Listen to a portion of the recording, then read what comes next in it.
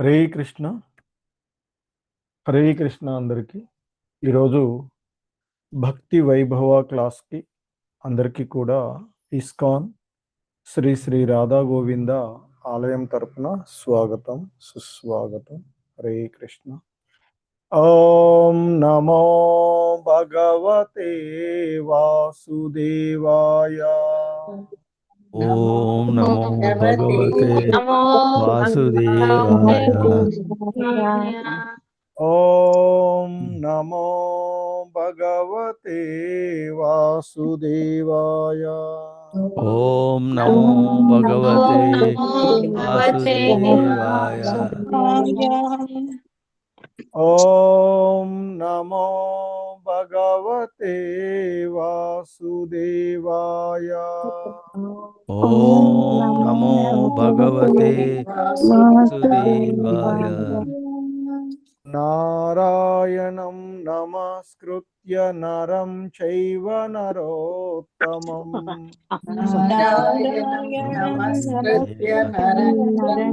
నరోత్తమం.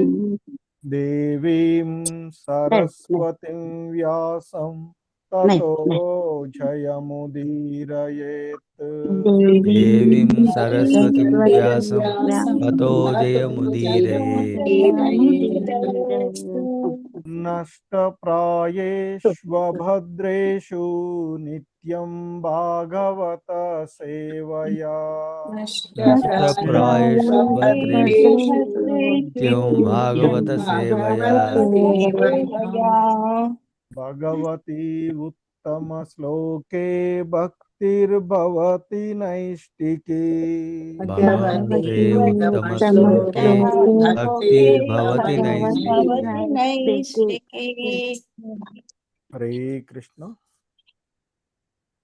ఓం అజ్ఞానతిమిరాంధస్య జ్ఞానాంజనశలాకయా చక్షుర్మిలితం యేన తస్మై శ్రీగురవే నమః.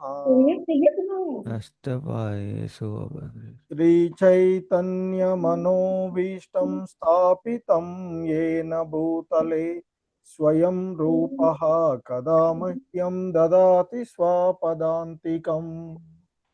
వందేహం శ్రీగురు శ్రీయుతపదకమలం శ్రీగురూన్ వైష్ణవాంశ శ్రీరూపం సాగ్రజాతం సహగణ రఘునాథాన్వితం సజీవం సాద్వైతం సావధూతం పరిజన సహితం కృష్ణ చైతన్యదేవం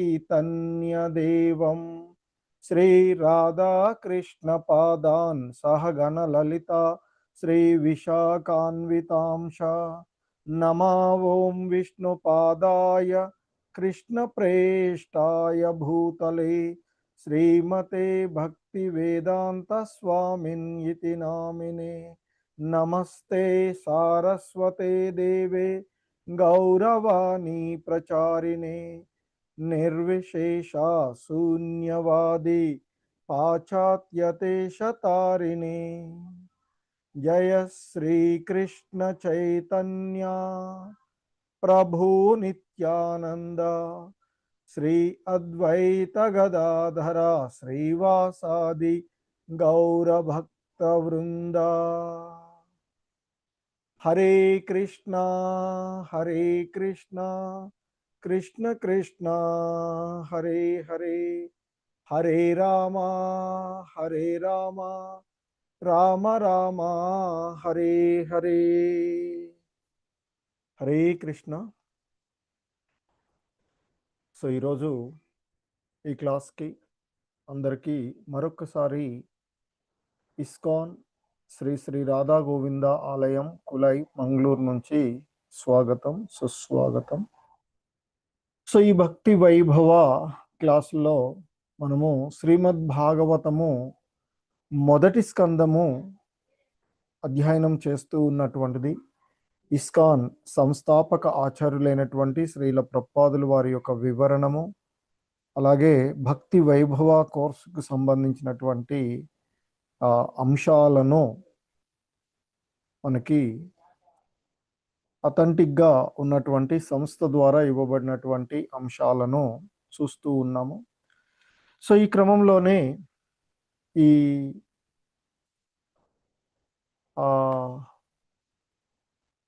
శ్రీమద్ భాగవతము మొదటి స్కందంలోని 12వ అధ్యాయము చూస్తూ ఉన్నటువంటిది. సో ఈ 12వ అధ్యాయం అయినటువంటి పరీక్షిత్ మహారాజు యొక్క జననము అనేటువంటి ఈ అధ్యాయంలో ఇప్పటి వరకు 13 శ్లోకాలను, హరే కృష్ణ, అంతే కదా, ఇవాళ 14th నుంచి స్టార్ట్ చేసుకోవాలనా? Okay okay okay. సో 4వ శ్లోకం నుండి ఈరోజు మనము చూస్తూ ఉన్నటువంటి, సో ఇప్పటి వరకు కూడా 13 శ్లోకాలను చూసినటువంటిది. ఈ క్రమంలో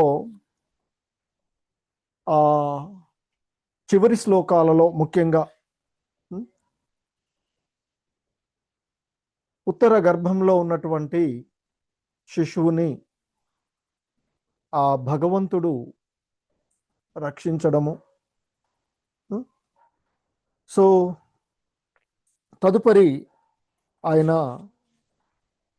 మనకి అంతకుముందు శ్లోకాలలో చెప్పబడుతుంది, అటు పిమ్మట రాశి చక్రపు శుభసూచకములు క్రమంగా వికసించినంతనే పాండురాజుతో సమాన తేజమును కలిగిన పాండువంశధరుడు జన్మించెను. అంటే ఈ అధ్యాయం ఏదైతే ఉందో పరీక్షిత్ మహారాజు యొక్క జననము జరిగినటువంటి అంశము. సో దానికి శ్రీల ప్రభుపాదుల వారి యొక్క వివరణము. ఆ తదుపరి కూడా శ్లోకంలో తస్య ప్రీతమాన మన రాజా అంటూ పరీక్షిత్ మహారాజు అంటే ఆ బాలుడు పాండురాజు సమాన తేజుడు అయినటువంటి పాండు వంశధరుడు అయినటువంటి ఆ బాలుడు జన్మించగా అంటే ఆ బాలుడి యొక్క జననము చేత మిగులు ప్రీతి చెందినటువంటి ధర్మరాజు అతని జాతక సంస్కారమును జరిపించెను. సో మనకి కొన్ని మన సనాతన ధర్మాలలో జరిగేటువంటి సంస్కార క్రియల్లో సో ఆ జాతక సంస్కారమును జరిపించారు అనేటువంటిది సో మనము చూస్తూ ఆ పూర్వపు శ్లోకంలో తెలుసుకున్నటువంటిది. తదుపరి మరి అక్కడ ఉన్నటువంటి ఆచార్యులైనటువంటి దౌమ్యుడు మరియు కృపాచార్యుని అధ్యక్షత నగల బ్రాహ్మణులు మంగళకరమైనటువంటి మంత్రములను ఉచ్చరించినటువంటి శుభసూచకాన్ని ఇక్కడ ఆ మంగళప్రదమైనటువంటి అంశాలు జరిగినవి, వాటికి సంబంధించిన వివరణ మరి శ్రీల ప్రభుపాదుల వారి ద్వారా మనము ఇంతకుముందు శ్లోకంలో చూసినటువంటివి వారి యొక్క వివరణము ద్వారా. సో ఇక ఈరోజు మనం చూస్తూ ఉన్నటువంటి ఈ శ్లోకాల్లో 14వ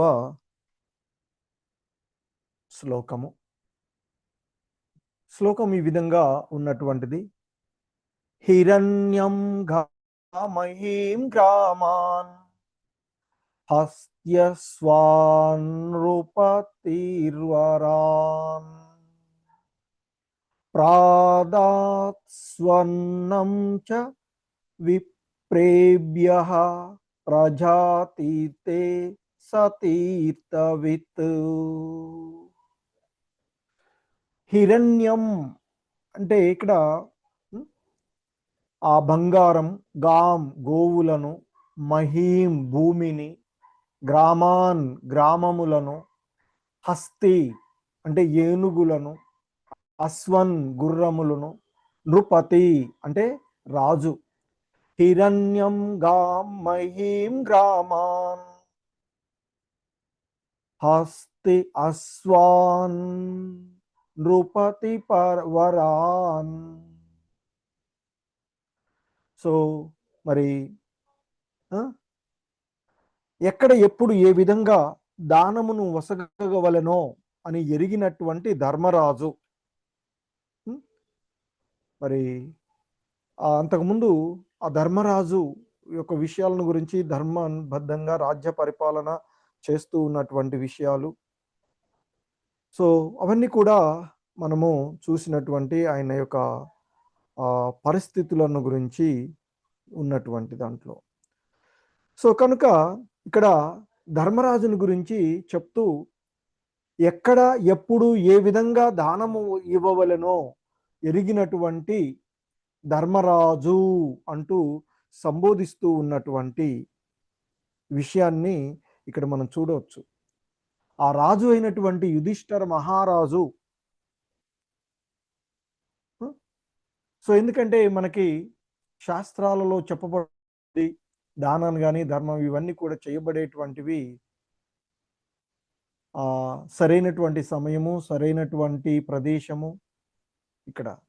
సో మరి ఇక్కడ వారి యొక్క వంశంలో పాండు వంశధరుడుగా ఉద్భవించినటువంటి ఆ బాలుడు, వారి వంశంలో ఆవిర్భవించినటువంటి జననము జరిగినటువంటి సందర్భంగా ఎప్పుడు ఎక్కడ ఏ విధంగా దానములు ఇవ్వవలనో పూర్తిగా ఎరిగినటువంటి ధర్మరాజు ఆ విధంగా పుత్రుడు ఉదయించినంతటా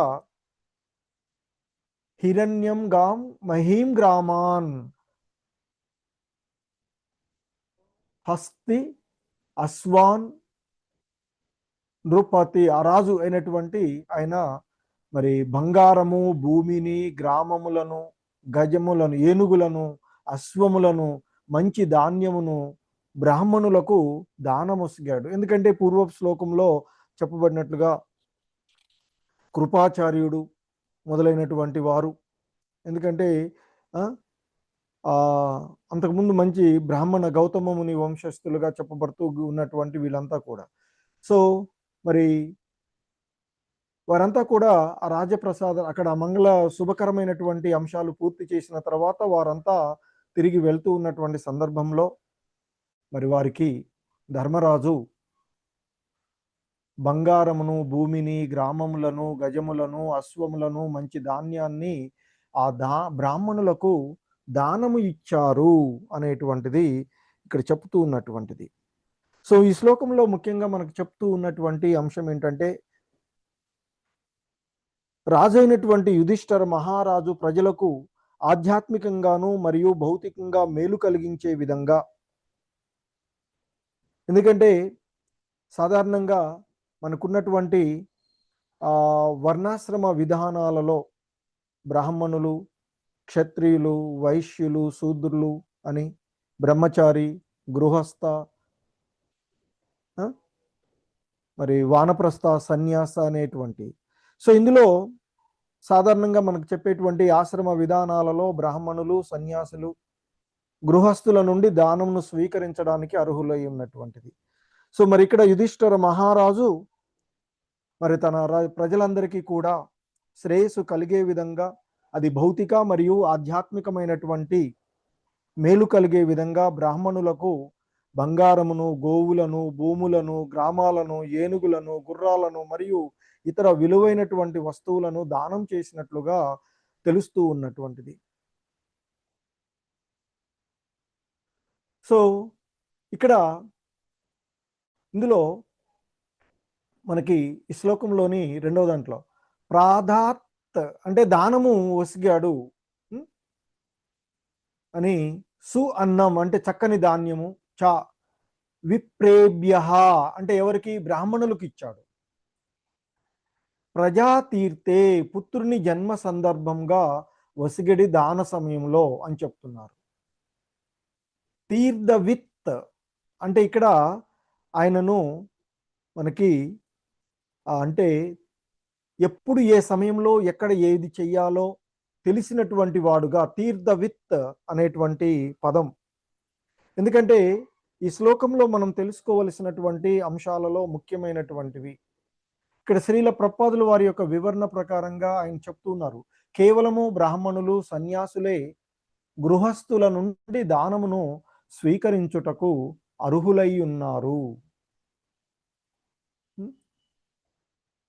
మానవుల యొక్క ముఖ్య అవసర విషయమున అత్యున్నతమైనటువంటి సేవను అనడించడి వారైనందున బ్రాహ్మణులకు అన్ని రకములైనటువంటి సంస్కార కర్మల యందు ముఖ్యంగా జన్మము, వివాహము మరియు మరణముల యందు దానంగా ధనమును వసగబడుచుందురు.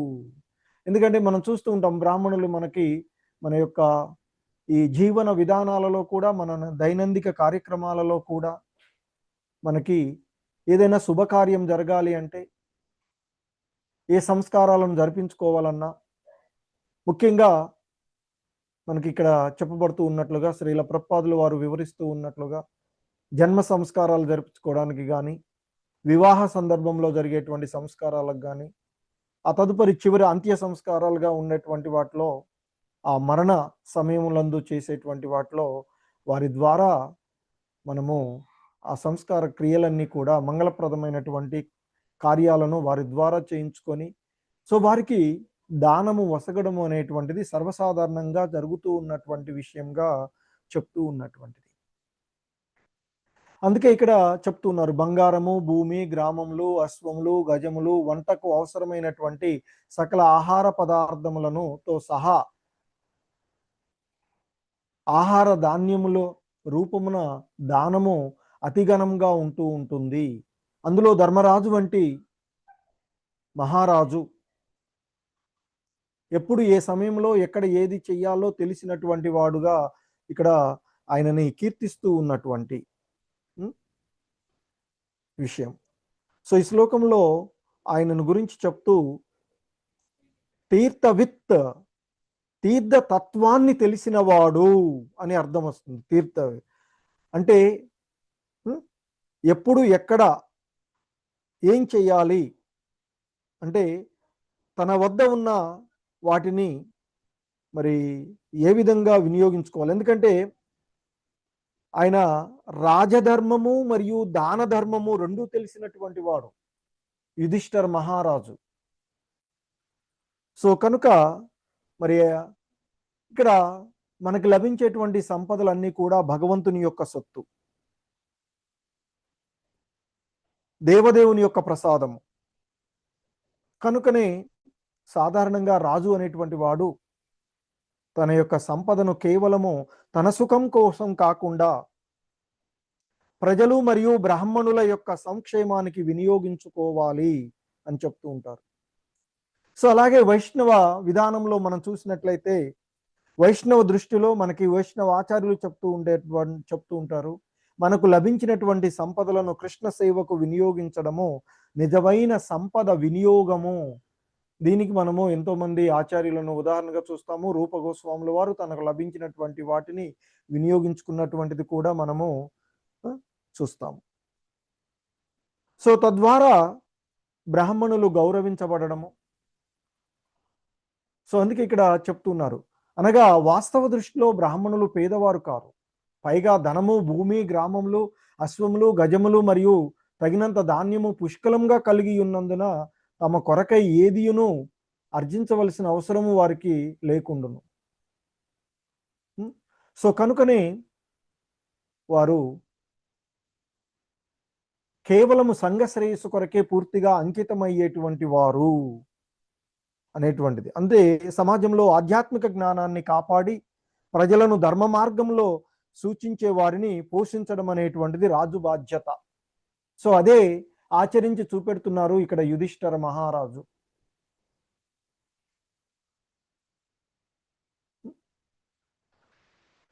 సో అంతేకాకుండా ఇక్కడ మరొక ముఖ్య పదాన్ని మనకి శ్రీల ప్రభుపాదులు వారు వివరిస్తూ ఉన్నటువంటి అంశము తీర్థవిత్, నిజమైన తీర్థజ్ఞుడు అని కూడా ఒక రకంగా చెప్తారు. అంటే ఎచ్చట ఏ విధంగా దానం చేయవలెనో, ఎప్పుడు ఏ సమయంలో దానం చేయవలెనో అనేటువంటిది ధర్మరాజు చక్కగా ఎరిగి ఉన్నటువంటి వాడు. అందుకే ఈ శ్లోకంలో తీర్థవిత్ అనే పదము చాలా ప్రముఖమైనదిగా చెప్తూ ఉంటుంటారు. సాధారణంగా మనము తీర్థము అంటే ప్రదేశము అని అనుకుంటాము, పవిత్ర ప్రదేశానికి. సో కనుక అందుకనే తీర్థయాత్రలు అని చెప్తూ ఉంటుంటాం. అంటే ఇక్కడ దీంట్లో మనం తెలుసుకోవలసినటువంటి ఈ పదం ప్రాముఖ్యతను సంతరించుకున్నది. అంటే దానమనున్నది ఎన్నడును ఫలరహితము గాని గుడ్డిది కాని కాదు. ఆధ్యాత్మిక వికాసము కారణమున దానము స్వీకరించుటకు యోగ్యత కలిగి ఉన్న వారికే దానమును వసగవలను. అంటే ఇక్కడ దానం ఇవ్వడం కూడా సాధారణంగా వైష్ణవ విధానాల్లో చెప్తూ ఉంటుంటారు. భగవంతుని స్మరణ, భక్తుల సేవ, బ్రాహ్మణుల గౌరవము, భక్తి ప్రచారము ఉన్న చోట నిజమైనటువంటి తీర్థభావం ఉంటూ ఉంటుంది. సో అందుకే ఆ విషయాన్ని ఎరిగినటువంటి తీర్థవిత్ ధర్మరాజు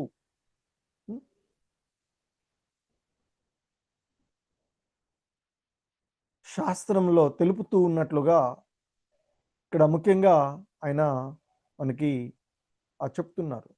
దరిద్ర నారాయణుడు అంటే భగవానుడి ఎడ అప్రామాణికుల అపార్థ భావము అని చెప్తూ ఉంటుంటారు. కానీ దరిద్ర నారాయణుడు అంటే ఎన్నడూ దానధ్యేయం గా శాస్త్రములందు పేర్కొనబడలేదు అని చెప్తున్నారు.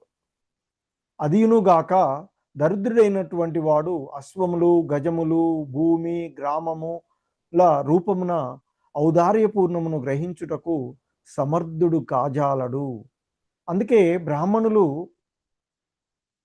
భౌతికంగా వాళ్ళ దగ్గర ఆస్తులు కనిపించవచ్చు, కానీ వాళ్ళు దరిద్ర నారాయణులు కాదు. అంటే వాళ్ళు భగవత్ సేవలో నియుక్తులైనటువంటి కారణంగా వాళ్ళు మరి ఎంతో సంపదలను కలిగి ఉన్నటువంటి వారు, మేధావంతులైనటువంటి జనులు, దేహావసర చింత లేకుండా చక్కగా పోషింపబడేటువంటి వారు.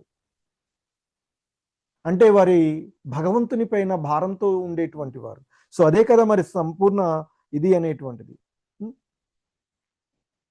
సో అందుకే మనకి ఇక్కడ ఈ చెప్తూ ఉన్నటువంటి విషయాల్లో ముఖ్యంగా ఇస్కాన్ గౌడీయ వైష్ణవ విధానంలో శ్రీల ప్రభుపాదుల వారి యొక్క బోధనల్లో ప్రధానమైనటువంటి సూత్రం మనకి మన దగ్గర ఉన్నదంతా, ఎందుకంటే మనం ఏదైతే పొందుతున్నామో అదంతా కూడా కృష్ణుడిదే, మనం యజమానులం కాదు. నిజమైనటువంటి యజమాని,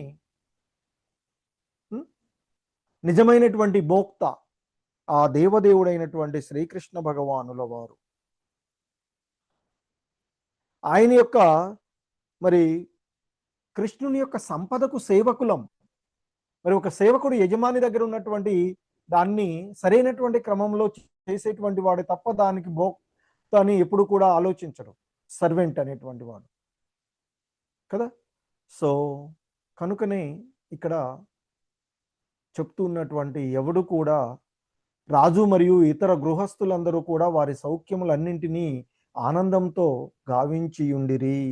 అందుకే గృహస్థుడు కూడా వీలైనంత వరకు దాన ధర్మాలు, అంటే మన వేదాల్లో వేద వాజ్మయం ద్వారా చెప్పబడుతూ ఉన్నటువంటి విషయాలను అనుసరించి గృహస్థ జీవనంలో ఉన్నటువంటి మనము మన యొక్క ఇది చేయాలి అని చెప్తారు.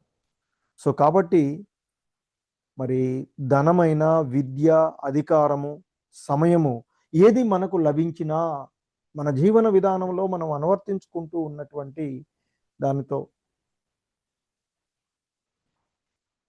మనకి ఏది లభించినా దానిని కృష్ణ సేవకు మరియు జీవుల ఆధ్యాత్మిక ఉద్ధరణకు వినియోగించడమే ఉత్తమమైనటువంటి దానంగా చెప్తూ ఉంటారు. సో కాబట్టి మనకి యుధిష్ఠిర మహారాజు తెలియచేస్తూ ఉన్నటువంటి ఈ శ్లోకం ద్వారా తెలుస్తూ ఉన్నటువంటి అంశము, సంపదను కూడబెట్టడం కన్నా ఆ సంపదను ధర్మబద్ధంగా వినియోగించడమే గొప్ప భావంగా చెప్తూ ఉంటుంటారు. అలాగే ఇక్కడ ఇంకా శ్రీల ప్రభుపాదులు వారు చెప్తున్నారు, తల్లితో బొడ్డుత్రాడు ద్వారా కలిసి ఉన్నంత వరకు శిశువు తల్లి దేహంగానే భావింపబడునని శాస్త్రాలు చెప్తూ ఉన్నటువంటివి. ఎందుకంటే ఆ తల్లితో ఉన్నటువంటి సంబంధాన్ని ఆ బొడ్డు తాడుతో ఓకల్కాడు దాంతో సంబంధాన్ని అతడు కలిగి ఉన్నంత వరకు మరి అతడు తన యొక్క పోషణ గురించి శిశువుగా తల్లి గర్భంలో ఉన్నటువంటి శిశువు తన పోషణ గురించి ఆలోచించవలసిన అవసరం లేదు. తల్లి ద్వారానే అతడు పోషించబడతాడు. తల్లి ఏది తీసుకుంటే అదే అతనికి అవుతూ ఉంటుంది. అందుకే గర్భిణీ స్త్రీలు కానీ ఆ తర్వాత కొంతకాలం వరకు పిల్లలు పాలు ఇస్తూ ఉన్నటువంటి వాళ్ళు కానీ వాళ్ళు తినేటువంటి ఆహారంలో చిన్న పిల్లలకి ఎటువంటి ఇబ్బందులు లేకుండా ఉండడానికి ఆహార నియమాలను కూడా పాటిస్తూ ఉంటుంటారు. సో ఇక్కడ అందుకే శ్రీల ప్రభుపాదులు వారు చెప్తున్నారు, తల్లితో బొడ్డుతాడు ద్వారా కలిసి ఉన్నంత వరకు శిశువు తల్లి దేహంగానే భావించబడుతుందని శాస్త్రం చెప్తుంది. కానీ ఆ త్రాడు తెంపబడి శిశువు తల్లి నుండి వేరుపడినంతనే జాతక కర్మ అనేటువంటి శుద్ధి కార్యము నిర్వహింపబడును.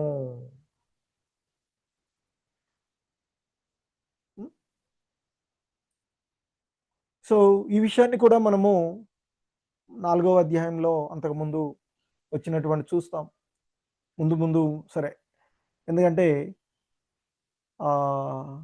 పృథు మహారాజు ఆవిర్భవించినప్పుడు కూడా కాలక్రమాన్ని చూడడము, ఇవన్నీ కూడా జాతక చక్రాలు చూడడము అవన్నీ జరుగుతుంది. సో అందుకే మనకి మరి మన జీవన విధానాలలో ఎప్పుడైతే శిశువు తల్లితో తనకు బొడ్డుతాడు సంబంధాన్ని తెంపబడి శిశువు తల్లి నుండి వేరుపడినంతనే జాతక కర్మలు అంటే అతని యొక్క దాన్ని వచ్చినటువంటి సమయము, గ్రహాలు, సందర్భాలు అవన్నీ కూడా చూడడము జరుగుతూ ఉంటుంది అని చెప్తారు. అలాగే లోక పాలకులు, వంశ పితరులు కొత్తగా జన్మించిన ఆ సంతానమును వీక్షించుటకు అరుదింతురు. కనుకనే సంఘపు ఆధ్యాత్మిక పురోగతికై యోగ్యులైన వారలకు లాభదాయకముగా ధనమును వసుగుటకు అటువంటి సందర్భము తగిన సమయంగా అంగీకరించబడింది. ఎందుకంటే దానం చేయడంలో సరైన ప్రదేశము, సరైనటువంటి సమయము అని చెప్తారు. సో ఇక్కడ మరి ఒక వంశంలో కొత్తగా ఎవరైనా జన్మించిన కొత్తగా వచ్చిన వారిని చూడ్డానికి మనకి ఇంతకుముందు కూడా చెప్పుకుంటాము, ఎవరైనా ఆవిర్భవించిన సందర్భాల్లో బ్రహ్మ, దేవతలు వీళ్ళంతా కూడా వచ్చి సందర్శించుకొని పోవడం జరుగుతూ ఉండేటువంటి సందర్భాలు. సో అది సరైనటువంటి సమయం కనుక ఆ సమయంలో దానం ఇవ్వడము అనేటువంటి, అంటే రాజధర్మము, దాన ధర్మము తెలిసినటువంటి యుధిష్ఠిర మహారాజు ఆ విధంగా కార్యాన్ని నిర్వహించాడు అనేటువంటిది ఇక్కడ మనము తెలుసుకునేటువంటి అంశాలు. హరే కృష్ణ. సో ఇక తదుపరి శ్లోకము చూసినట్లయితే, సో ఈ శ్లోకంలో చెప్తూ ఉన్నారు, తమూచుర్బ్రాహ్మణాస్తుష్టా రాజానాం ప్రశ్రయాన్వితం ఏష హ్యస్మిన్ ప్రజాతంతౌ పురూణాం పౌరవర్షభా తం అతనిని ఊచుహు తం ఊచుహు అంటే అతన్ని చూస్తూ పలికినటువంటి విషయాన్ని చెప్తున్నారు. బ్రాహ్మణాహ బ్రాహ్మణులు, సో తుష్టా మిక్కిలి సంతుష్టి చెంది, రాజానాం రాజుతో అంటూ ఉన్నారు, ప్రశ్రయాన్వితం మిక్కిలి దయగల, ఏష ఇతడు, హి నిశ్చయంగా, అస్మిన్ అంటే వరుసలో, ప్రజాతంతౌ పరంపరగా, పురూణాం పురువంశపు, పౌరవర్షభ పురువంశలలో శ్రేష్ఠుడవుతాడు అని. అంటే ఆ ధర్మరాజు వసగబడినటువంటి, ధర్మరాజు చేత ఇవ్వబడినటువంటి దానముల చేత సంతుష్టి చెందినటువంటి బ్రాహ్మణులు అతనిని పురుష శ్రేష్ఠునిగా సంబోధించి, అతని యొక్క పౌత్రుడు అంటే ఇప్పుడు ఆవిర్భవించినటువంటి శిశువు ఆ పరీక్షిత్ మహారాజు ఎవరైతే ఉన్నారో ఆయనను సో అంటే ఆయన ధర్మరాజు నుండి దానమును స్వీకరించి ఆయనను అంటే ఎవరైనా ఇక్కడ ధర్మరాజును యుధిష్ఠిర మహారాజును ఊచుహు అంటే పలికినారు ఎవరు బ్రాహ్మణులు. సో ఇక్కడ తుష్ట అంటే సంతోషించినటువంటి వారు. అంటే ఇక్కడ మనకి ధర్మరాజు వసిగినటువంటి దానముల చేత సంతుష్టి చెందినటువంటి బ్రాహ్మణులు అతనిని కురుశ్రేష్ఠునిగా సంబోధించి ఇక్కడ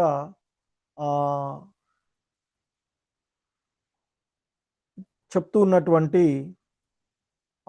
పౌర వర్షభ అని అంటే పురు వంశములలో శ్రేష్ఠుడవైన అంటూ సంబోధిస్తూ.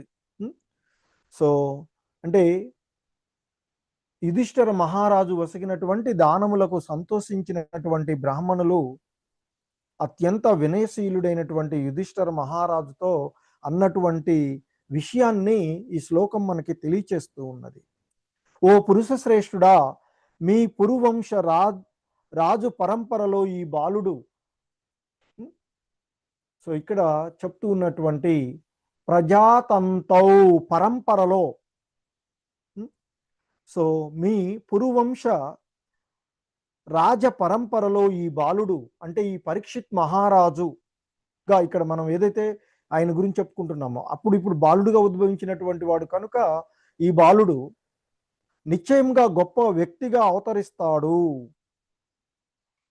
అంటే దీని అర్థము ఆయన అక్కడ చేశాడని కాదు, భవిష్యత్తు గురించి చెప్తున్నారు. ఎందుకంటే ఇది పిల్లలకి ఎప్పుడు కూడా వాళ్ళ యొక్క భవిష్యత్తు గురించి చెప్పేటువంటి బ్రాహ్మణులు, ఉత్తమములైనటువంటి వారు, ఆత్మానుభూతులు పొందినటువంటి ఋషులు వంటి వాళ్ళు చిన్నపిల్లలను చూసి వారు ఆవిర్భవించినటువంటి సందర్భాలలో వారి యొక్క భవిష్యత్తు గురించి కూడా చెప్పేటువంటి అంశాలను మనం చూడవచ్చు.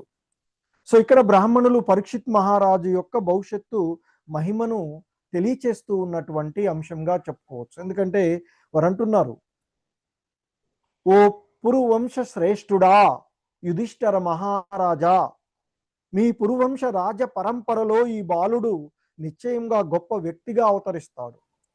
మరి ఇక వాస్తవానికి పరీక్షిత్ మహారాజు ఆయన వలనే కదా ఈరోజు మనం ఈ భాగవతాన్ని ఇంతగా చేస్తూ ఉన్నాము. అంటే అది మరి ఈరోజు ఈ భాగవతం అందింది అంటే అమల పురాణమైనటువంటి సర్వ మానవాళికి అందుబాటులోకి వచ్చిందంటే పరీక్షిత్ మహారాజు వలనే. ఆయనకు సంభవించినటువంటి ఆ సంఘటన నుండి ఎలా బయటపడాలని ఆయన ప్రయత్నం చేయలే. ఆ ఉన్నటువంటి 6 రోజుల సమయాన్ని ఏ విధంగా సద్వినియోగపరచుకొని మరలా ఏ విధంగా జన్మ లేకుండా ఉండాలి అనేటువంటి విషయాన్ని ఆలోచిస్తూ ఆయన చేసినటువంటిది.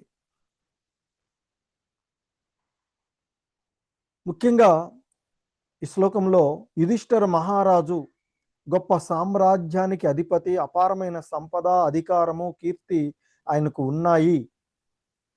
అయినా బ్రాహ్మణులు ఎదుట ఆయన ఎంతో వినయంతో ఉండడం వల్ల అది ఒక భక్తుడి యొక్క లక్షణం, వైష్ణవ లక్షణం. సో కనుకనే మరి బ్రాహ్మణులు కూడా ఆయన ఆ విధంగా కీర్తించినటువంటి సంఘటనను మనం చూస్తూ ఉన్నాం. అలాగే వారి యొక్క పౌత్రుడుగా, మనుమడుగా, ఎందుకంటే ఇక్కడ అభిమన్యుడి యొక్క పుత్రుడు, అభిమన్యుడు ఎవరు? అర్జునుడి యొక్క పుత్రుడు. సో కనుక వీరి యొక్క మనుమడు ఇప్పుడు ఆవిర్భవించినటువంటి పరీక్షిత్ మహారాజు, ఆ బాలుడు ఇక్కడ పరీక్షిత్. సో ఎందుకంటే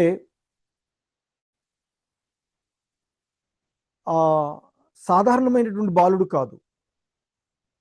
అలాగే అతడు సాధారణంగా జన్మించినటువంటి ఒక రాజకుమారుడు కూడా కాదు. ఈయన జన్మించడానికి వెనుక పూర్వ శ్లోకాలలో మనం వివరించుకున్నట్లుగా శ్రీకృష్ణ భగవానుల వారి యొక్క అపారమైనటువంటి కృప ఉన్నది. కదా. ఎందుకంటే అశ్వత్థామ ప్రయోగించినటువంటి బ్రహ్మాస్త్రము నుండి గర్భంలోని పరీక్షిత్తును శ్రీకృష్ణ భగవానుల వారు స్వయంగా అందరి హృదయాలలో ఉండేటువంటి బహిరంతర్చ అంటూ చెప్పబడేటువంటి విధంగా మరి శ్రీకృష్ణ భగవానుల వారు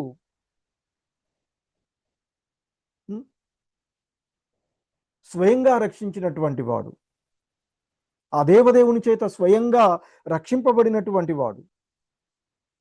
అందుకే ఆయన జీవితాంతం శ్రీకృష్ణుడి యొక్క దర్శన కోసమే ఆసక్తితో నిండిపోయింది ఆయన జీవితం అంతా కూడా అని చెప్తూ ఉంటుంటారు.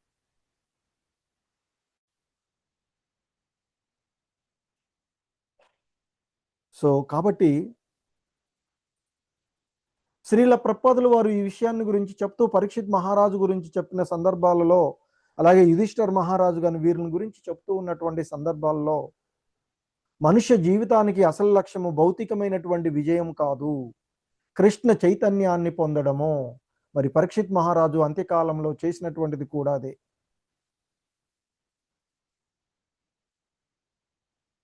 సో అలాగే యుధిష్ఠర్ మహారాజు కూడా ఆయనకి రాజ్యం లభించింది కురుక్షేత్ర యుద్ధానంతరం. భూమండలాన్ని అంతటిని కూడా రాజసూయ యాగం ద్వారా ఏకఛత్రాధిపత్యంగా తీసుకొచ్చుకున్నటువంటి వాళ్ళు. కానీ రాజ్యాన్నంతా కూడా కృష్ణ సేవగానే ఆయన భావించినటువంటి వాడు.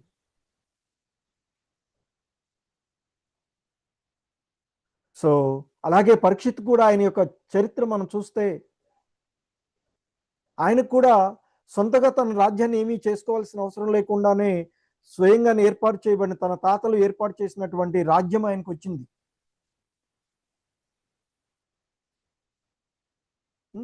కానీ చివరికి ఆయన జీవితంలో చివరి 7 రోజులను శ్రీమద్ భాగవత శ్రవణానికే అంకితం చేసినటువంటి వాడు. అంటే పరీక్షితు కృష్ణకృత శ్రవణంలో జీవించినటువంటి వాడు, జీవితం జరిపినటువంటిది. సో ఆ విధంగా ఇక్కడ పరీక్షిత్ మహారాజు యొక్క భవిష్యత్ అంటే పుట్టినటువంటి బాలుడు, వారికి యుధిష్ఠర్ మహారాజు యొక్క పౌత్రుడు యొక్క భవిష్యత్తును బ్రాహ్మణుల ద్వారా పలికినటువంటి మాటలను మనము ఈ 16వ శ్లోకంలో చూసినటువంటి అంశాలు. 15వ శ్లోకంలో ఇవ్వబడి, ఇక తదుపరి 16వ శ్లోకం మరి ఇంకా బ్రాహ్మణులు పలుకుతూ ఉన్నటువంటి అంశాలను మనం ఇక్కడ ఈ 16వ శ్లోకంలో చూస్తూ ఉన్నది. దైవేన ప్రతిఘాతేన శుక్లే సంస్థాముపేయుషి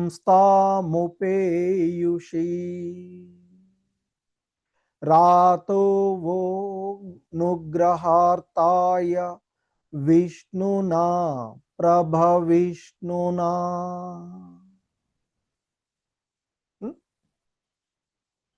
సో ఇక్కడ విష్ణునా ప్రభవిష్ణునా అని.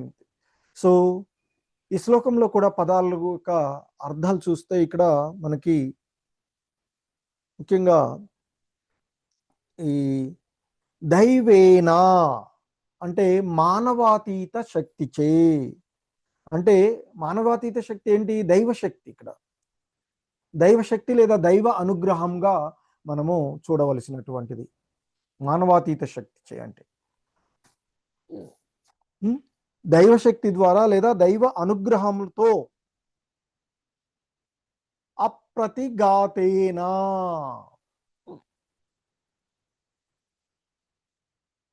అంటే ఇక్కడ ఎదురు లేనటువంటి, అంటే ఎటువంటి అడ్డంకి కూడా లేకుండా ఎదురు లేనటువంటి వాడు, ఎదురు లేనటువంటి అంటే ఆయనకేమీ కూడా అడ్డంకులు ఉండవు అని అర్థం. ఇక్కడ శుక్లే పవిత్రమైన, మనం పక్షాల్లో చెప్తాం కూడా శుక్లపక్షం కృష్ణపక్షం అనేది, అంటే అది ఒక రకంగా చెప్పాలంటే పవిత్రమైన లేదా శుక్ల అనేటువంటి సందర్భంలో. మరి సంస్థాం అంటే ఇక్కడ సంస్థాం ఉపేషి అని కలిపినట్లయితే సంస్థాం ఉపేయుషి. సో సంస్థం అంటే నాశనము, ఉపేయుషి పొందనున్న సమయమున, అంటే ఒక రకంగా చెప్పాలంటే మరణ సమయం అని చెప్పుకోవచ్చు, ఇంకొక రకంగా కొంత మరి ఆ సో ఇక్కడ చెప్తున్నటువంటి నాశనము, ఉపేయుషి అంటే పొందనున్న సమయంలో, రాతహ రక్షింపబడినటువంటి బడెను, వహా నీయందు.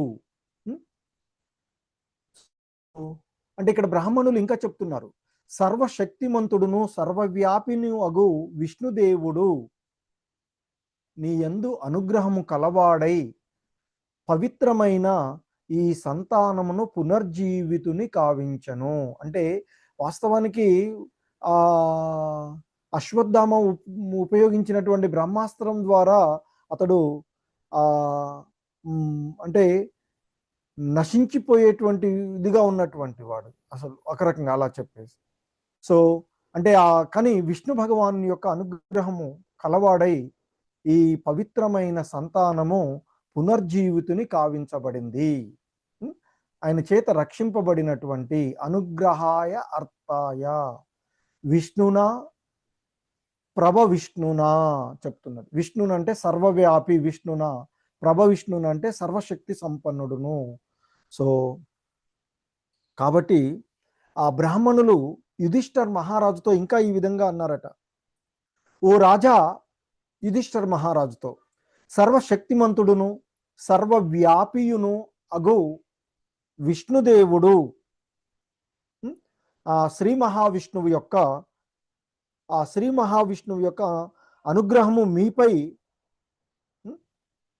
ఉండాలనేటువంటి ఉద్దేశంతో అంటే ఉద్దేశంతోనే ఆ బాలుడిని మరి ఆయన రక్షించాడు.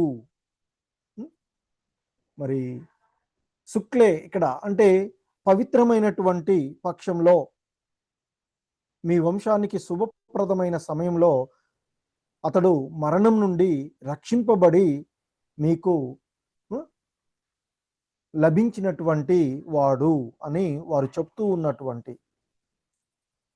సో కాబట్టి ఇక్కడ మరి ఈ శ్లోకాన్ని బట్టి మనం భావాన్ని బట్టి ఇక్కడ అర్థం చేసుకోవాలి, శ్రీల ప్రభుపాదులు వారు ఇస్తున్నటువంటి భావాన్ని బట్టి మనము అర్థం చేసుకోవలసినటువంటి విషయం ఏమిటంటే, పరీక్షిత్ మహారాజు అంటే ఇప్పుడు ఆవిర్భవించినటువంటి బాలుడు ఎవరైతే ఉన్నారో ఆ పురువంశధారుడుగా అంతకుముందు శ్లోకాలలో కీర్తించబడినటువంటి ఆ బాలుడు ఎవరైతే ఉన్నారో అతడు మరి సాధారణమైనటువంటి జన్మ కాదు అనేటువంటిది బ్రాహ్మణులు తెలియచేస్తూ ఉన్నటువంటిది.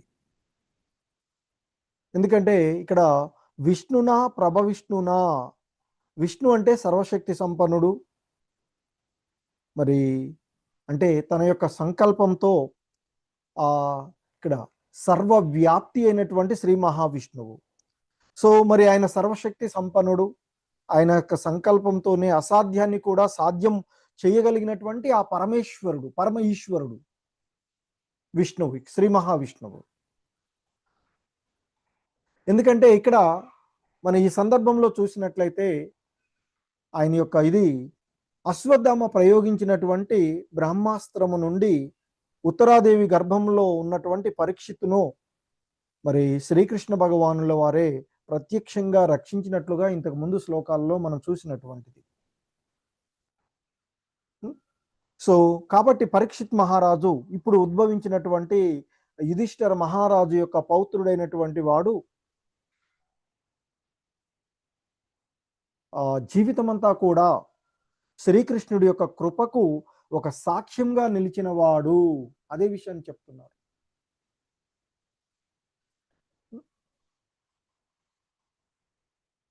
మీ యందు అనుగ్రహం కలవాడై, ఎవరు? భగవంతుడు వారి ఎడ అనుగ్రహంతో ఇచ్చినటువంటి సంతానంగా వారికి లభించినటువంటి, ఒక రకంగా చెప్తే భగవంతుని యొక్క కృపగా చెప్తూ ఉన్నటువంటిది.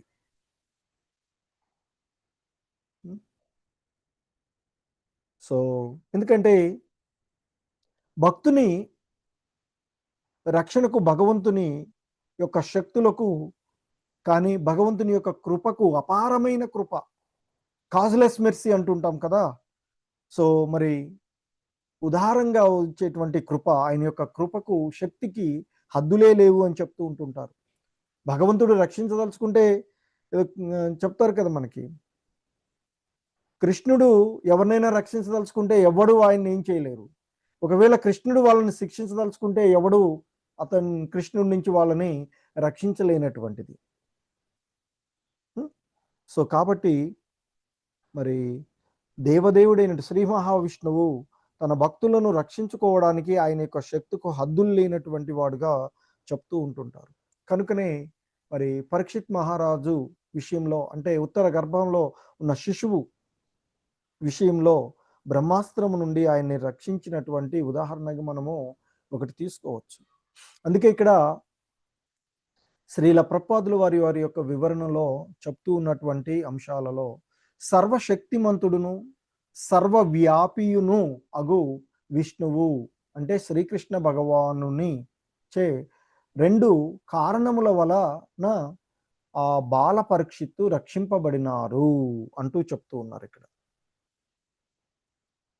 అందులో మొదటి కారణము బాలుని యొక్క పవిత్రత.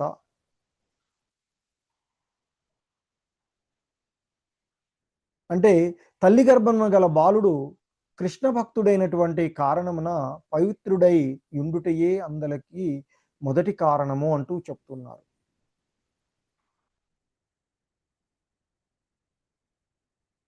కదా. సో మరి సాక్షాత్తు భగవంతుని చేత రక్షింపబడుతూ ఉన్నాడంటే ఆ బాలుడు కృష్ణ భక్తుడై ఉన్నటువంటి వాడే. ఆ పూర్వజన్మ సుకృతాల కారణంగానే భగవంతుడు ఆ విధమైనటువంటి జన్మ అతన్ని. సో ఆ శుభ సమయాలలో మరి అంతటిమైనటువంటి విపత్కరమైనటువంటి పరిస్థితి అంతకుముందు చూసాం. ఆ ఉత్తర తన గర్భంలో జరుగుతున్నటువంటి భగవంతుడిని వేడుకున్నటువంటి ప్రార్థనలు కూడా మనం చూసాం. నాకేమైనా పర్లేదు, నా గర్భంలో ఉన్న శిశువుని రక్షణ. సో ఆ గర్భస్థ శిశువు భగవంతుని యొక్క భక్తుడు అనేటువంటి విషయాన్ని మొదటి కారణంగా చెప్తూ ఉన్నారు. భగవంతుని యొక్క భక్తుడు కనుక అతడు పవిత్రుడు, కనుక ఆ పవిత్రుడిని రక్షించుకునేటువంటి బాధ్యత భగవంతుడిది. ఇక రెండవ కారణము చెప్తూ ఉంటారు, అతడొక్కడే పురుమహారాజు అంటే ధర్మాత్ముడైన ధర్మరాజు యొక్క పుణ్యుడైన వంశపితరుడు గురించి చెప్తున్నారు ఇక్కడ పురుమహారాజు. సో అందుకే పురువంశం అంటూ చెప్తూ ఉన్నటువంటి. సో అంటే ఇక్కడ యుధిష్ఠిర మహారాజు యొక్క ఆ పుణ్యుడైనటువంటి వంశ పితరులలో ఒకరు ఆ పురు మహారాజు. ఆయన యొక్క వంశాంకురమై ఉన్నటువంటి వాడు. ఎందుకంటే కురుక్షేత్ర యుద్ధంలో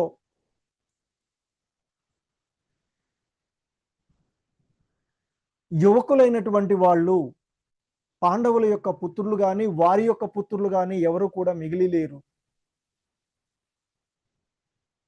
మిగిలినటువంటి వాళ్ళు స్త్రీలు.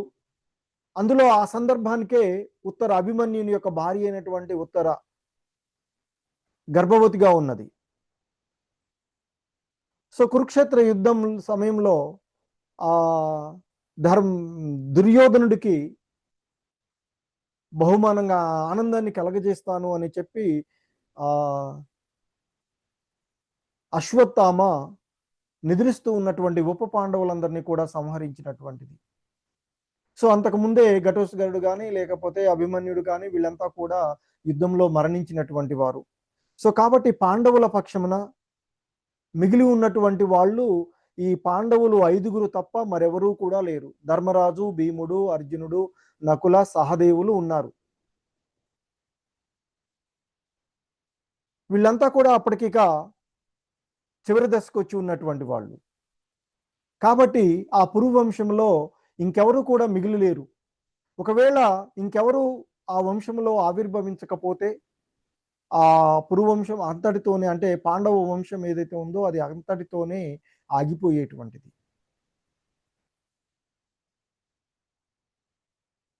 సో కనుకనే ఇక్కడ చెప్తున్నారు, రెండవ కారణము అతడొక్కడే పురు మహారాజు యొక్క వంశాంకురమై ఉన్నాడు. మరి అందుకే వాస్తవమైన శాంతియుత పురోగమన జీవనము కొరకై పుణ్యాత్ములైన రాజుల పరంపరయే తన ప్రతినిధులుగా ధరిత్రిని పరిపాలించవలనని శ్రీకృష్ణ భగవానుల వారు కోరుకుని ఉన్నాడు. కనుకనే తగినటువంటి వాడు తదుపరి రాజ్యాన్ని పరిపాలించడానికి, ఎందుకంటే భగవంతుని యొక్క ఇచ్చ ఎప్పుడు కూడా ప్రజలను సరైనటువంటి మార్గంలో పయనింప చేసేటువంటి, అది ఆధ్యాత్మికమైన భౌతికమైన సరైన క్రమంలో ఉంచేటువంటి వారే రాజప్రతినిధులుగా ఉండాలి అనేటువంటిది. ఎందుకంటే రాజు ఆ భగవంతుని యొక్క అంశగా చెప్తూ ఉంటుంటారు.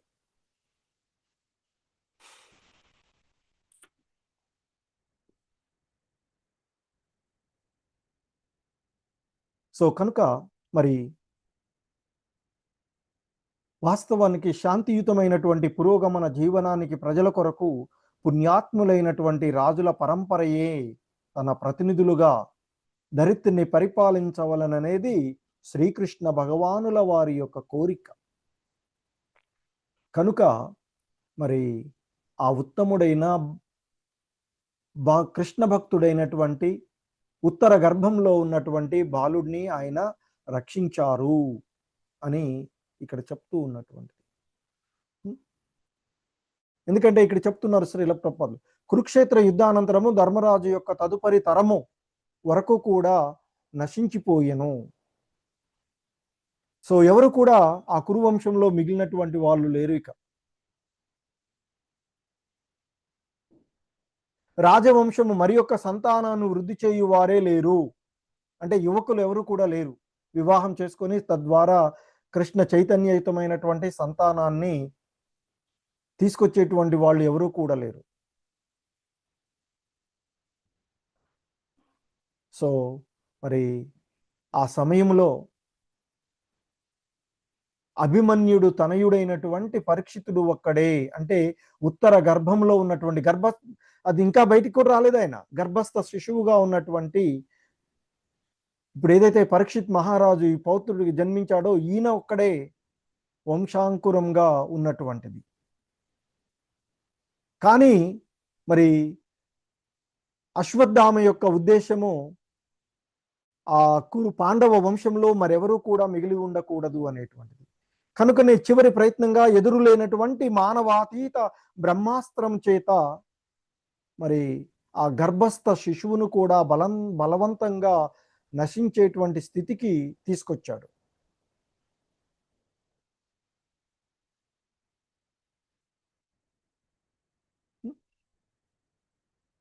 సో మరి ఆ విపత్కరమైనటువంటి పరిస్థితులలో శ్రీ మహావిష్ణువు చేత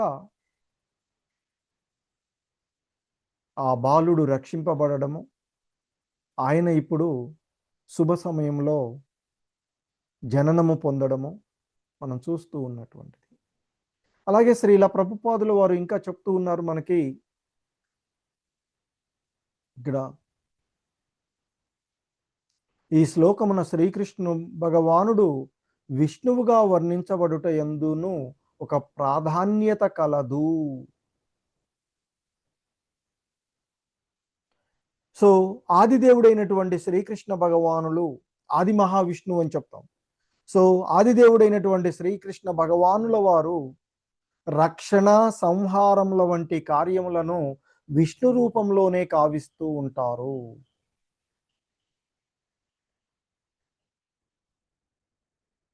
అటువంటి ఆ విష్ణువు శ్రీకృష్ణ భగవానుని వారి యొక్క ప్రధాన విస్తృత అంశ అయి ఉన్నాడు. ఎందుకంటే శ్రీకృష్ణుని సర్వవ్యాపక కార్యాలన్నీ కూడా అతని విష్ణు రూపంతోనే నిర్వహింపబడుచుండును. శ్రీకృష్ణ భగవానుని విశుద్ధ భక్తుడైన కారణంగా పరీక్షితుడు ఇచ్చట శుక్లంగా అంటే శుభ సూచకంగా వర్ణించబడినటువంటిది చెప్తూ ఉన్నారు.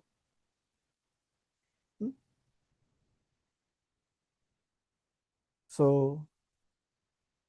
ఈ విధంగా ఆయన యొక్క భగవంతుని యొక్క కృప ఏ విధంగా భక్తుల పైన ఉంటుంది అనేటువంటి దానికి మనం చూస్తూ ఉన్నాం.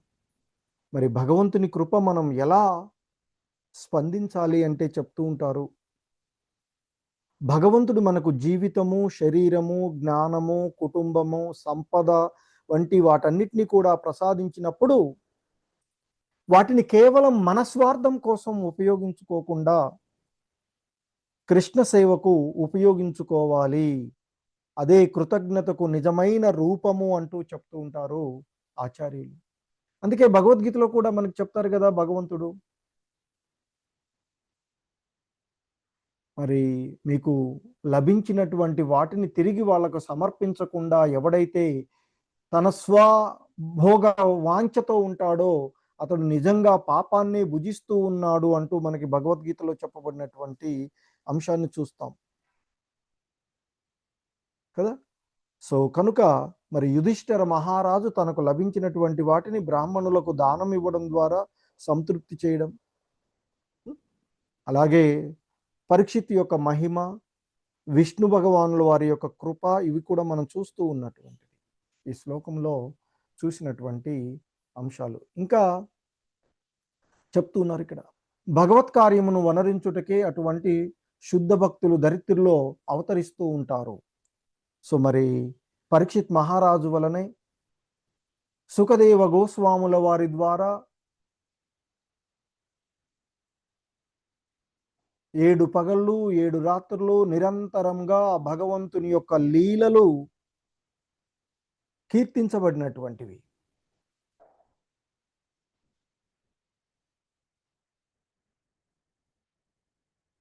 సో అందుకే ఇంకా చెప్తున్నారు ఇక్కడ, భౌతిక సృష్టి యందు పరిభ్రమించడి బద్ధ జీవులను తన ధామమునకు తిరిగి రప్పించుకొనుటనే భగవానుడు వాంఛించును.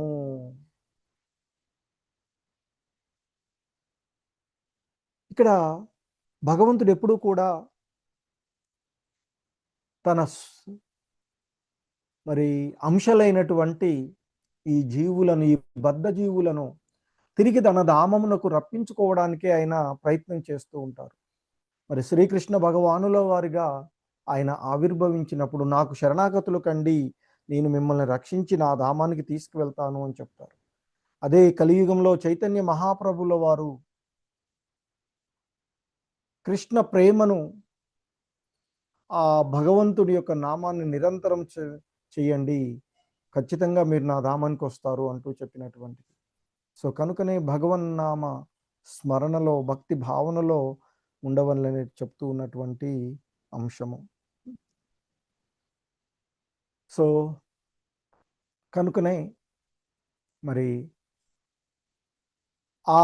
అంటే ఈ బద్ధజీవులను తన ధామానికి తిరిగి రప్పించుకునేటువంటి కార్యార్థమై ఆయన వేదములు వంటి ఆధ్యాత్మిక గ్రంథములను రచించుట ద్వారా సాధు సన్యాసుల వంటి ప్రచారకులను జగత్తుకు పంపటము ద్వారా, వేదాలు స్వయం ఆయన ద్వారానే ముఖత ద్వారా ఇవ్వబడినటువంటివి,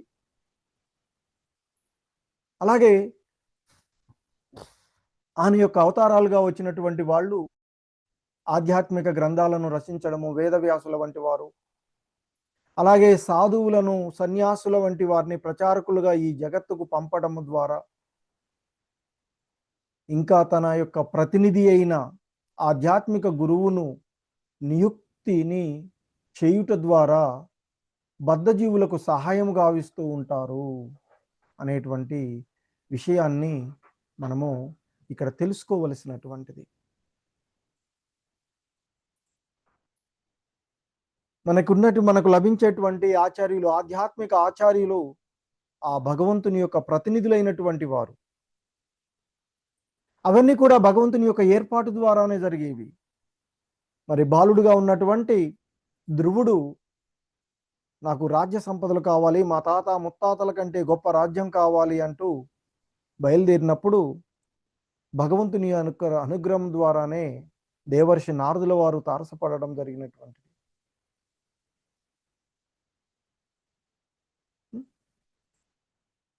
సో ఆ విధంగా మరి ఆధ్యాత్మిక గురువులను నియుక్తిని చేయుట ద్వారా దేవదేవుడు బద్ధజీవులకు సహాయం చేస్తూ ఉంటారు అని చెప్తూ ఉంటుంటారు. భౌతిక గుణముల కల్మషము ఏమాత్రము స్పృశించని కారణమున అట్టి వేద వాజ్మయము ప్రచారకులు భగవత్ ప్రతినిధులు నిష్కలంకులైయుందురు. సో పరీక్షిత్ మహారాజు కానీ సుఖదేవ గోస్వాముల వారు వంటి వారు ఆ వేద్వాజ్మయ ప్రచారకులుగా భగవంతుని యొక్క ప్రతినిధులుగా నిష్కలంకులై ఉన్నటువంటి ఈ వినాశ భయం కలిగినంతనే వారందరూ భగవానుని చేత శీఘ్రమే రక్షింపబడుదురు. సో కనుకనే ఇక్కడ ఉత్తర గర్భంలో ఉన్నటువంటి ఆ శిశువు కూడా భగవానుడిచే శ్రీ మహావిష్ణువు చేత రక్షింపబడినటువంటిది. సో అందుకే ఇక్కడ చెప్తూ ఉన్నారు, ఏదైనా భయం కలిగితే అవన్నీ కూడా ఆ మూర్ఖపు బెదిరింపులు భౌతికవాదుల చేత కలుగుతూ ఉంటాయి. బాల పరీక్షిత్తుపై అశ్వత్థామ ప్రయోగించినటువంటి బ్రహ్మాస్త్రం అనేటువంటిది ఖచ్చితంగా మానవాతీత శక్తి సంపన్నమైనటువంటిది. మరియు భౌతిక జగము నందేదియు దాని శక్తిని నిరోధింపజాలదు. కానీ బాహ్య అంతరంలందు సర్వత్రా నిలిచి ఉన్నటువంటి విష్ణుం ప్రభవిష్ణుం సర్వవ్యాపి అయినటువంటి ఆ విష్ణు భగవానుల వారు మరి బాహ్యాంతరాలలో సర్వత్రా నిలిచి ఉన్నటువంటి సర్వశక్తివంతుడైనటువంటి శ్రీకృష్ణ భగవానుడు యొక్క ప్రధాన విస్తృతాంశమైనటువంటి విష్ణు భగవానుడు, అంటే ఇక్కడ శ్రీకృష్ణ భగవానుడు మాత్రమే తన శుద్ధ భక్తుడును మరియు తన యొక్క నిర్హేతుక కరుణ ద్వారా సదా పాత్రుడైన ధర్మరాజు యొక్క వంశజుడైనటువంటి వాని యొక్క రక్షణ కొరకు తన శక్తి ద్వారా దానిని నిరోధించాడు. అంటే అశ్వత్థామ ఉపయోగించినటువంటి ఆ మానవాతీతమైనటువంటి శక్తి భౌతిక జగత్తులో ఎవరు కూడా నిరోధించలేనటువంటిది. దానిని ఆయన తప్ప ఇంకెవరు కూడా చేయలేనటువంటి. సో అలాగే కురుక్షేత్ర యుద్ధంలో అర్జునుడిపై ఉపయోగించబడినటువంటి వైష్ణవ అస్త్రాన్ని కూడా శ్రీకృష్ణ భగవానుల వారే చేస్తారు. ఎందుకంటే ఆయన తప్ప ఇంకెవరూ దానిని నిరోధించలేనటువంటిది ఈ భౌతిక జగత్తులో.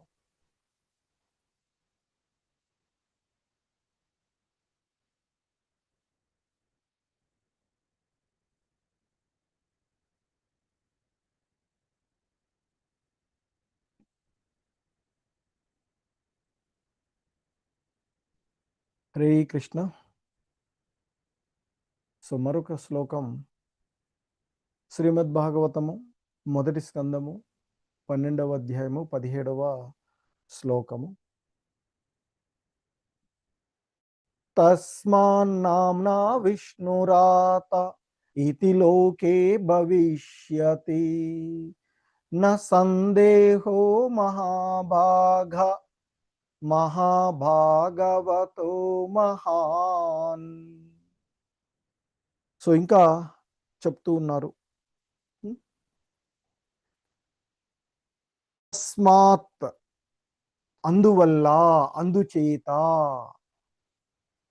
నామ్నా నామముతో, విష్ణురాత విష్ణువు చేత రక్షింపబడినవాడు లేదా విష్ణువుకు ప్రియమైన వాడు. అంటే ఇక్కడ పరీక్షిత్కి విష్ణురాతుడి అని కూడా ప్రసిద్ధి పేరు, విష్ణురాతుడు. ఎందుకంటే అందుకే ఇక్కడ అంటున్నారు తస్మాత్ నామ్నా విష్ణురాత. ఇతి లోకే భవిష్యతి.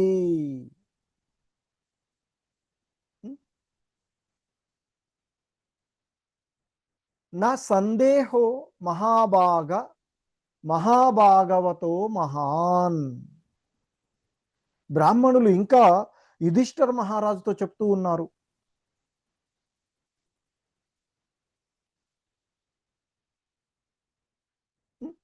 ఏమంటున్నారు? ఓ యుధిష్ఠిర మహారాజా, ఈ కారణము చేత, ఏంటి కారణము? భగవంతుని యొక్క కృప మరి ఈ మీ యొక్క పౌత్రుడికి ఉన్నటువంటిది. సో భగవంతుని యొక్క కృప ద్వారా, ఆయన యొక్క రక్షణ ద్వారా, ఆయన రక్షించడం ద్వారానే ఈయన ఉన్నటువంటి వాడు. ఆ మహాశక్తి సంపన్నుడైనటువంటి విష్ణు భగవానుడే మీ యొక్క మనవణ్ణి ఉత్తర గర్భము నుండి రక్షించారు. ఈ కారణం చేత, ఎందుకు? ఆయన విష్ణు భక్తుడైనటువంటి వాడు. సో ఈ కారణం చేత ఈ బాలుడు, అంటే మీ పౌత్రుడుగా ఇప్పుడు ఆవిర్భవించినటువంటి, జననం తీసుకున్నటువంటి ఈ బాలుడు ఎవరైతే ఉన్నారో, మీ మనముడు ఎవరైతే ఉన్నారో, జగమునందు విష్ణురాతునిగా ప్రసిద్ధి చెందగలడు అంటూ చెప్తూ ఉన్నారు. ఈ బాలుడు విష్ణు చేత రక్షింపబడినందువల్ల, అందుచేత అంటే ఎందుకు చేత? పూర్వ శ్లోకంలో చూసినట్లుగా విష్ణు భగవానుని చేత రక్షింపబడినటువంటి కారణంగా లోకంలో విష్ణురాతుడు అనే పేరుతో ప్రసిద్ధి చెందగలడు, విష్ణురాతునిగా ప్రసిద్ధి చెందగలడు.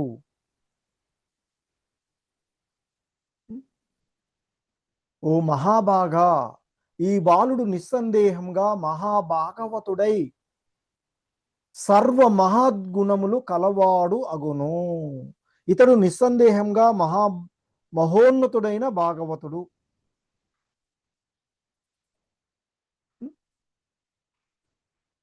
మహాభాగవతుడు అంటే ఆ భగవంతునికి గొప్ప భక్తుడవుతాడు.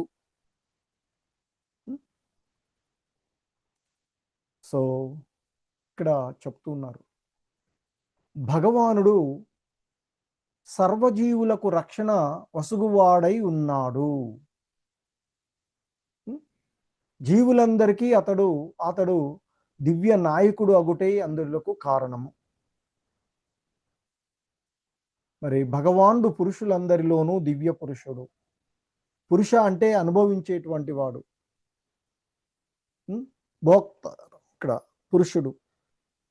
అందుకే స్త్రీ సేవ చేసేటువంటి, ఇక్కడ కంట్రోలింగ్ ఇక్కడ మనకు ఉండేటువంటి. సో కాబట్టి పురుషుడు అనేటువంటి వాడు కంట్రోల్ చేసేటువంటి వాడు. మరి జీవులందరికీ కూడా అతడు దివ్య నాయకుడు అగుటయే అందులకు కారణము. ఎందుకంటే సర్వజీవులకు ఆయనే రక్షణ ఇస్తూ ఉన్నాడు.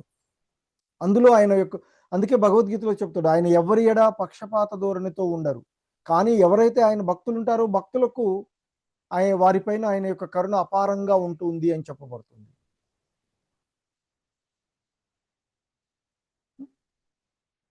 మరి భగవానుడు పురుషులందరిలోనూ దివ్య పురుషుడని వేద మంత్రములన్నీ కూడా ధృవీకరించబడుచున్నటువంటివి. సో ఇక్కడ ఆ భేదం కూడా చెప్తున్నారు. భగవానుడు పురుషులందరిలోనూ దివ్య పురుషుడని వేద మంత్రాలు ధృవపరచబడుతూ ఉన్నాయి. ఆ ఇరువురు నడుమ గల భేదమేమనగా, ఒకరు అంటే భగవానుడు మిగిలిన జీవులందరికీ కావలసినవన్నీ కూడా సమకూర్చువాడు, మరియు అతనిని ఎరుగుట ద్వారానే మానవుడు నిత్యశాంతిని పొందగలడు అనేది మనకి కఠోపనిషత్తులో చెప్పబడుతూ ఉన్నటువంటి విషయాన్ని మనకి ఇక్కడ చెప్తూ ఉన్నారు.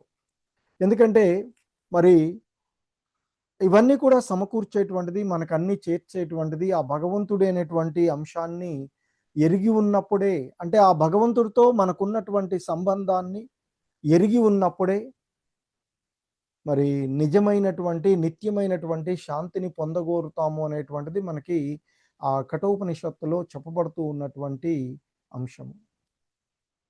ఎందుకంటే భగవాన్ యొక్క వివిధ శక్తుల ద్వారా వివిధ తరగతుల జీవులకు అట్టి రక్షణ లభిస్తూ ఉంటుంది అని చెప్తారు. కానీ శుద్ధ భక్తుల విషయంలో మాత్రము అతడే స్వయంగా రక్షణను గూర్చుతూ ఉంటాడు. ఈ విషయం మనము పరీక్షిత్ ద్వారా తెలుసుకోవచ్చు. సో కనుకనే ఇక్కడ అదే చెప్తున్నారు శ్రీల ప్రభుపాదుల వారు. కనుకనే పరీక్షిత్ మహారాజు తల్లి గర్భంలో నిలిచిన నాటి నుండే రక్షింపబడినాడు. శ్రీకృష్ణుని చేత ప్రత్యేకంగా రక్షణ మొసగబడిన కారణమున ఆ బాలుడు సర్వ శుభలక్షణములు కలిగిన భాగవోత్తముడు కాగలడు అని బ్రాహ్మణులు ఇక్కడ నిర్ధారించవచ్చు ఉంచును. అయితే ఇక్కడ మహాభాగవతుడు, మధ్యమాధికారి, కనిష్టాధికారి అనేది 3 తరగతుల భక్తులు కలరు అంటూ చెప్తూ ఉన్నటువంటి. ఎందుకంటే గౌడీయ వైష్ణవ సాంప్రదాయంలో భక్తులను సాధారణంగా 3 స్థాయిలలో వివరిస్తూ ఉంటారు. కనిష్టాధికారి సాధారణంగా 3వ తరగతికి చెందినటువంటి వాళ్ళు, అంటే భక్తిలో ప్రారంభ దశలో ఉన్నటువంటి వాళ్ళు అని చెప్తూ ఉంటుంటారు. ఇక రెండవ వాడు మధ్యమాధికారి, భగవంతుణ్ణి ప్రేమిస్తూ భక్తులను సేవిస్తూ ఇతరులకు కృష్ణ భక్తిని పంచేటువంటి వాడు మధ్యమాధికారిగా చెప్తూ ఉంటుంటారు. ఇక మూడవడు ఉత్తమాధికారి లేదా మహాభాగవతుడు. ప్రతి జీవిలోనూ భగవంతుని సంబంధాన్ని దర్శించగలిగే అత్యుత్తమమైనటువంటి భక్తుడు ఉత్తమాధికారిగా మనకి చెప్పబడుతుంది లేదా మహాభాగవతుడుగా చెప్తూ ఉంటారు. మరి ఇక్కడ పరీక్షిత్ ఆయన ఆవిర్భవించిన తర్వాత జీవితాన్ని పరిశీలిస్తే ఆయన ఎంతటి మహాభాగవతుడు అనేటువంటి విషయాన్ని మనకు స్పష్టమవుతుంది అని చెప్తారు. సో ఎందుకంటే ఆయన యొక్క తదుపరి ఆయన కార్యాలు, ఆయన చేసినవి ఇవన్నీ కూడా చూడవచ్చు. సో సాధారణంగా మందిరాలకు ఏగి ఆస్తిక విజ్ఞానము తగినంత జ్ఞానం లేకుండా శ్రీ విగ్రహాలకు పూజాదులు గూర్చుచు భగవద్భక్తులకు ఏమాత్రము గౌరవం నొసగని వాడు కనిష్టాధికారి అని చెప్తుంటారు, 3వ అధికారి. ఇక రెండవ వాడు భగవానుని ఎడ నిజమైన సేవాభావమును వృద్ధి చెందించుకున్నవాడు.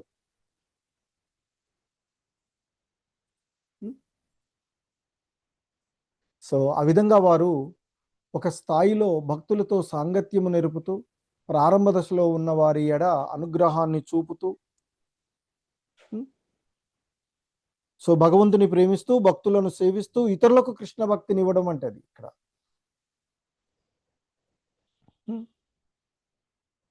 సో ప్రారంభ దశలో ఉన్నటువంటి వారి ఎడ అనుగ్రహాన్ని చూపుచూ నాస్తికులను పరిత్యజించుచు దివ్య శ్రేణి భక్తులు ఉంటారు. అలా ఉండే వాళ్ళని ద్వితీయ శ్రేణి అంటే మధ్యమాధికారి భక్తులుగా చెప్పబడుతూ ఉన్నటువంటి. కానీ సమస్తమును శ్రీకృష్ణుడి యందునే గాంచుటయే గాక లేదా భగవానునికి చెందిన సమస్తమును గాంచుటయే గాక ప్రతిదాని యందును భగవానుతో గల సంబంధాన్ని దర్శించుచు దేవదేవుని తప్ప అన్యము తమ దృష్టి పరిధిలో కలిగి ఉండని వాడు మహాభాగవతుడు అనబడతాడు. ఇక్కడ చెప్పబడుతూ ఉన్నటువంటిది.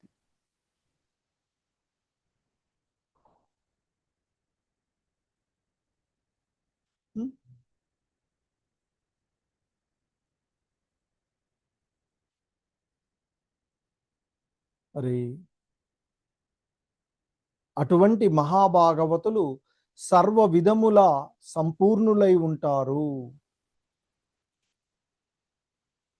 అలాగే ఇంకా శ్రీల ప్రభుపాదులు వారు చెప్తున్నారు, ఏ తరగతికి చెందిన భక్తుడైనను అప్రయత్నముగా శుభలక్షణములను పొందును. కనుక మహాభాగవతుడైన పరీక్షిత్ మహారాజు అన్ని విధముల నిక్కంగా పూర్ణుడై ఉన్నాడు. పరీక్షిత్ మహారాజు అంటే ధర్మరాజు వంశమున జన్మించినందున ధర్మము ఇచ్చట మహాభాగునిగా అంటే పరమ భాగ్యవంతునిగా సంబోధించబడినది.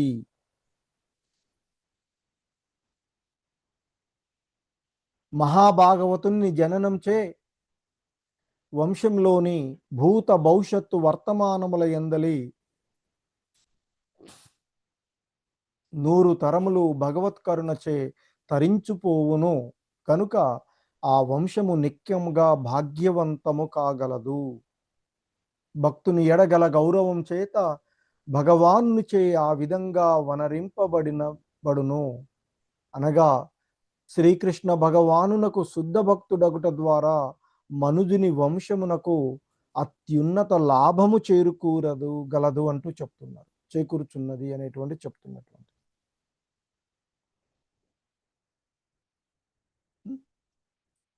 ఎందుకంటే ఇక్కడ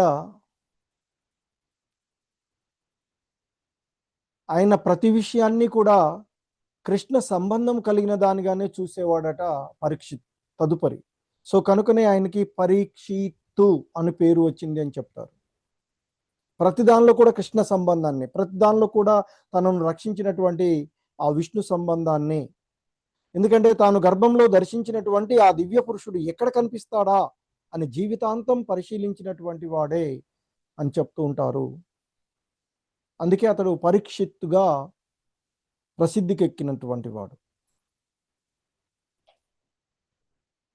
ఎందుకంటే ఇక్కడ ఈ అంశం ద్వారా తెలుసుకోవలసినటువంటి ఒక గొప్ప నీతి ఏమిటంటే చెప్తారు ఆచార్యులు మనకి, ఒక్కసారి భగవంతుని కృపను అనుభవించినటువంటి భక్తుడు ఆ కృపను జీవితాంతము మర్చిపోడు. అదే కదా పరీక్షిత్తు తనను తల్లి గర్భంలో ఉండగా కాపాడినటువంటి ఆ దివ్య పురుషుడు ఎక్కడ కనిపిస్తాడా, ఎక్కడ ప్రతి దానిలోనూ కూడా అన్ని విషయాలను కృష్ణ సంబంధంతోనే చూసేవాడట. సో అందుకే శ్రీల ప్రభుపాదుల వారి బోధనతో అన్వయం చూసినట్లయితే మనకు లభించిన జీవితం కూడా ఒక విధంగా విష్ణురాతుడు అంటే ఆ పరీక్షితుడు లాంటి జీవితం లాంటిదే. ఎందుకంటే భగవంతుడు మనకు జీవితం ఇచ్చాడు, భగవంతుడుకు మనం మానవ శరీరం ఇచ్చినాడు, భగవంతుడు మనకు భక్తులను కలిసే అవకాశం ఇచ్చారు, భగవంతుడు మనకు ఆ హరినామ సంకీర్తనాన్ని ఇచ్చారు. సో కనుక వీటినన్నిటిని కూడా సద్వినియోగపరుచుకోవలసినటువంటిది మనమే. కాబట్టి సో ఒక విశుద్ధమైనటువంటి భక్తుడు తనకు లభించినటువంటి ఈ జీవితం నా భాగ్యాల కోసం కాదు, నా భోగాల కోసం కాదు, ఇది కృష్ణుని సేవ కొరకు ప్రసాదించబడినది అనేటువంటి ఒక భావనతో ఉండాలి అని చెప్తూ ఉంటుంటారు.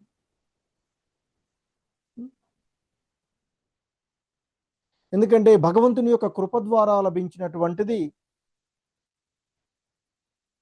భగవంతుని యొక్క కృపతో రక్షింపబడినటువంటి జీవితం భగవంతుని సేవకే అంకితం అయినప్పుడే అది పరిపూర్ణమవుతుంది అని చెప్తూ ఉంటుంటారు.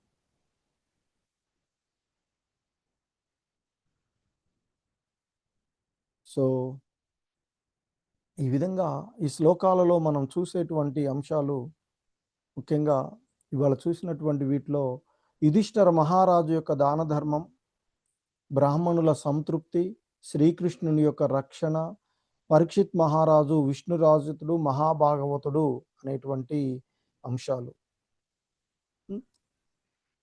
ఎందుకంటే ఆ యుధిష్ఠిర మహారాజు దానం చేయడము, ఎందుకంటే ఏ సమయంలో ఎక్కడ ఏ విధంగా దానం చేయాలో ఎరిగినటువంటి వాడుగా ఆయన చేసిన దానాలకు బ్రాహ్మణులు సంతోషించారు. ఆ సందర్భంలోనే వారు పరీక్షిత్ మహారాజు యొక్క మహిమను ప్రకటించారు. శ్రీకృష్ణ భగవానుల వారు విష్ణు రూపంలో పరీక్షిత్తును రక్షించినటువంటి విషయాన్ని కూడా తెలియచేసినటువంటిది.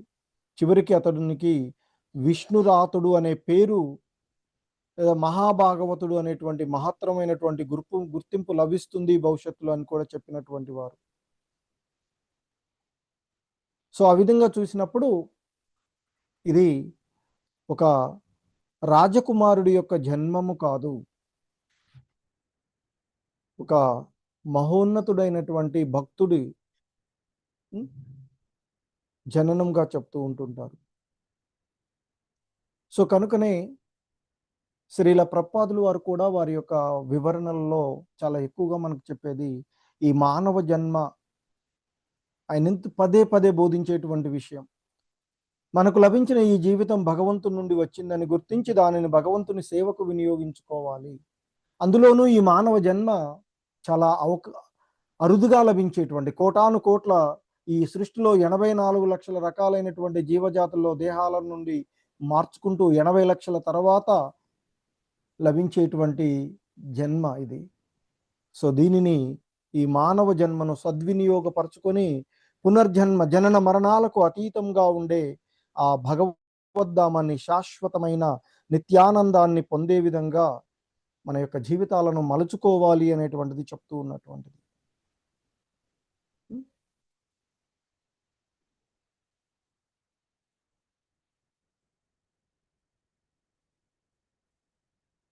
సో ఈ 4 శ్లోకాల్లో మనకు తెలియచేసేటువంటి పాఠాలు: సంపదను సేవగా మార్చుకోవాలి. యుధిష్ఠిర మహారాజు సంపదను కృష్ణ సేవకు ఉపయోగించాడు. మన సంపద కృష్ణ సేవ. రెండవది, అధికారంతో పాటు వినయం ఉండాలి. యుధిష్ఠిర మహారాజు గొప్ప రాజైనప్పటికీ కూడా బ్రాహ్మణుల యందు ఎంతో వినయంగా ఉన్నాడు. సో మనకు ఏవైనా అధికారాలు పెరిగితే మనతో పాటు వినయం కూడా పెరగాలి అని చెప్తారు. సో పరీక్షిత్ మహారాజు గర్భంలోని శ్రీకృష్ణుడి చేత రక్షింపబడ్డాడు. కాబట్టి కృష్ణుడి పైన విశ్వాసాన్ని ఉంచి పరీక్షిత్ మహారాజు జీవితాంతం కృష్ణ కథను విన్నాడు. కృష్ణుడిలోని అన్ని అంటే ప్రతి దానిలోనూ కృష్ణ సంబంధాన్ని ఎత్తుక్కున్నటువంటి వాడు పరీక్షిత్. అంటే మనము మన యొక్క జీవిత లక్ష్యము కృష్ణ చైతన్య లక్ష్యంగానే ఉండాలి అని చెప్తూ ఉంటుంటారు. మరి మనకి శ్రీల ప్రభుపాదుల వారి యొక్క విషయాన్ని గురించి చూసినట్లయితే, ప్రభుపాదుల వారు ప్రపంచవ్యాప్తంగా కృష్ణ చైతన్య ఉద్యమాన్ని స్థాపించారు. ఆయన దగ్గర భౌతికంగా పెద్ద సంపద లేదు. ఆయన దగ్గర ఉన్నటువంటిది ఆధ్యాత్మిక సంపద. ఆ భగవంతుని యొక్క కృప ఆయనకు ఉంది. ఆయన దగ్గర ఉన్నటువంటి మహాసంపద ప్రపంచవ్యాప్తంగా ఆయన ఇంత గొప్ప కీర్తిని గడించాడంటే ఆయన దగ్గర ఉన్నటువంటి మహాసంపద శ్రీకృష్ణ భగవానుల వారి యొక్క పవిత్ర నామము. ఆ నామాన్ని ఆశ్రయించే, ఆయన లీలల గుణాలకు సంబంధించిన భగవద్గీతను ఆశ్రయించే ఆ నామాన్ని ఆయన ప్రపంచానికి ఇచ్చినటువంటిది. సో మనందరికీ కూడా ఆయన ఇచ్చినటువంటి గొప్ప వరం సంపద హరే కృష్ణ మహామంత్రం. హరే కృష్ణ కృష్ణ కృష్ణ హరే హరే, హరే రామ రామ రామ హరే హరే. సో కాబట్టి మనం కూడా మన జీవితాలని విష్ణురాతుని యొక్క జీవితంలాగా మార్చుకొని మన హృదయంలో ఎప్పుడూ కూడా మనము ఆ భగవంతుని యొక్క ధ్యాసలో ఈ విధంగా ఉండాలి అని చెప్తుంటారు. ఏ విధంగా ఉండాలంటే, కృష్ణుడు నాకు జీవితాన్ని ఇచ్చాడు, కృష్ణుడు నాకు ఈ శరీరాన్ని ఇచ్చాడు, కృష్ణుడు నాకు భక్తులను కలిసే అవకాశం ఇచ్చాడు, కృష్ణుడు నాకు హరినామాన్ని ఇచ్చాడు. కాబట్టి ఈ జీవితాన్ని కృష్ణ సేవకు అంకితం చెయ్యాలి, అంకితం చేస్తాను అని భావించాలి. చెయ్యాలి అంటే మళ్ళీ అది భవిష్యత్తులోకి వస్తుంది. చేస్తున్నాను అలా భావిస్తూ మనము భక్తి భావనలో పురోభివృద్ధి చెందాలని ఆశిస్తూ ఉన్నాను. హరే కృష్ణ. జగద్గురు శ్రీల ప్రభుపాదుకి జై. సో ఇవి ఈరోజు కొన్ని శ్లోకాలు శ్రీమద్ భాగవతము మొదటి స్కందంలోని 12వ అధ్యాయంలో ఒక 4 శ్లోకాలను తీసుకున్నాం. ఈరోజు చూసాము. హరే కృష్ణ. సో వీటిపైన మీకు ఎవరికైనా ఏవైనా సందేహాలు ఉన్నా, మీరెవరైనా యాడ్ చేయదలుచుకున్నా? హరే కృష్ణ. ఎగ్జామ్స్ రాసేటప్పుడు 34, 35 మంది కనిపిస్తున్నారు. నాతో కలిపి 28 మంది మాత్రమే వాళ్ళ క్లాస్‌లో ఉన్నారు. హరే కృష్ణ.